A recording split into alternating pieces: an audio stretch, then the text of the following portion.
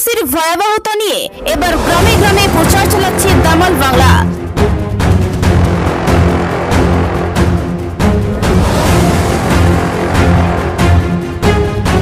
বাঁকুড়া জেলার প্রত্যন্ত গ্রামে আদিবাসীদেরকে এনআরসির ভয়াবহতা নিয়ে মানুষকে বোঝাতে পথে নেমেছেন দামাল বাংলার মানিক ফকির, ইমতিয়াজ আহমেদ মোল্লা, প্রিয়াঙ্গদা দেবীরা।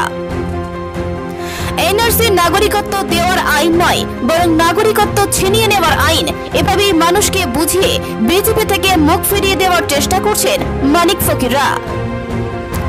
এনআরসি হলে আদিবাসী ও মতুয়াদের উৎখাত করা হবে, দাস বানানো হবে। বাঙালিদের এভাবেই পাড়ায় পাড়ায় গিয়ে মানুষকে হাতে কলমে বোঝাচ্ছেন দামাল বাংলার নেতৃত্বরা। আমরা এনআরসি এনপিআরের বিরুদ্ধে আমাদের আন্দোলন দামাল বাংলা মানে দলিত আদিবাসী মাইনরিটি আন্দোলন লীগ এবং এর সঙ্গে আমাদের এসসি এসটি ওবিসি এই সমস্ত মানুষের যে অধিকার আছে, এই সমস্ত মানুষ যে অধিকার থেকে বঞ্চিত, সেটাই নিয়ে আমাদের আন্দোলন। আমরা চাই গরিব মানুষেরা যাতে জাগে। আজকের আপনারা বুঝতে পারছেন দিল্লিতে কৃষকরা কিভাবে আন্দোলন শুরু করেছে। সেখানে কিন্তু পুরো দিল্লি রাজপথ জুড়ে আন্দোলন চলছে। এখনো পর্যন্ত বিজেপি সরকারের কোনো টনক নড়েনি। সেই বিল বাতিলের যে কৃষকেরা যে হুমকি দিচ্ছে যে এই বিল যতক্ষণ না বাতিল হচ্ছে ততক্ষণ পর্যন্ত আমরা কেউ এখান থেকে সরবো না। কারণটা কি? এই বিলের মধ্যে কি আছে? এই বিলটা অ্যাকচুয়ালি গরিব মানুষকে মারার চক্রান্ত, গরিব মানুষকে শেষ করার চক্রান্ত। চাষি সহ পুরো ভারতবাসীকে শেষ করার যে পরিকল্পনা নিয়েছেন কেন্দ্র সরকার, বিজেপি সরকার, যারা আদানি আদবানির সঙ্গে যুক্ত হয়েছেন, সেই সমস্ত পুঁজিবাদী দালাল যে সরকার, তারা কি বলছেন? এই কৃষকরা যে সমস্ত জিনিসপত্র চাষ করেন, মানে আপনার জমিতে আপনি কি ফসল চাষ করবেন সেটা আপনার কোনো অধিকারের মধ্যে থাকবে না।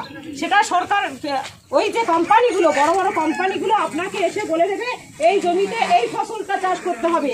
আপনারা বহুদিন আগে শুনেছেন নীল চাষ করা বাধ্য করেছিল ইংরেজ সরকার, মনে আছে তো? সেই কথা আপনারা সবাই জানেন। ঠিক আপনাকে বাধ্য করা হবে যে আপনার সরকারে আলু চাষ করবেন না ধান চাষ করবেন না গম চাষ করবেন, এগুলো আপনার অধিকারে থাকবে না। তাহলে কোম্পানি এসে বলে দেবেন আপনার 14 পুরুষ জনে যে জমিটা আপনার অধিকারে, আপনি কি করবেন না করবেন যেটা আপনার অধিকারে ছিল সেটা আর আপনার অধিকারে থাকছে না। এবং কোম্পানি খারাপ কিছু করলে মামলা করতে পারবে না, কোম্পানির বিরুদ্ধে তো পারবে না। কোম্পানি আপনাকে জুলুমবাজি করবে এবং সেইগুলোকে আপনি চাষ করছেন এবং বাজারে যে আপনি আলু পটল নিয়ে বসতেন সেটা আপনার অধিকারে থাকছে না। তার মানে আপনি যেটা চাষ করছেন আপনার ইচ্ছা মতো দরে আপনি বিক্রি করতে পারবেন না। কোম্পানি আপনার কাছ থেকে 2 টাকা কিনবে না 4 টাকা কিনবে, তারা তাদের ইচ্ছারই মতো কিনে নিয়ে ওই মালগুলো সব গোডাউনজাত করবে, মানে বাজার থেকে তুলে নেওয়ার একটা পদ্ধতি। তাহলে বাজার থেকে যদি কোনো জিনিস গোডাউনজাত হয়, ব্যাপারটা বুঝতে পারছেন? গরিব মানুষরা সেই মালপত্রগুলো কিনে খাওয়ার সাধ্য থাকবে না।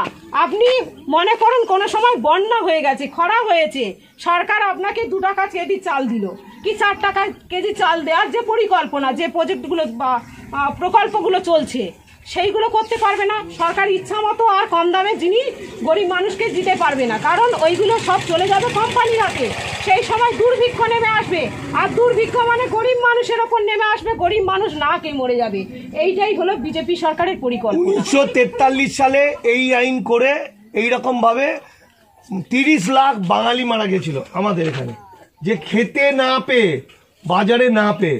তাই আমরা বলছি যে এইগুলো কিছু প্রতিবাদ করতে দেবে না, আমাদের নাগরিকত্বটাই ছিনিয়ে নেবে, ঠিক আছে?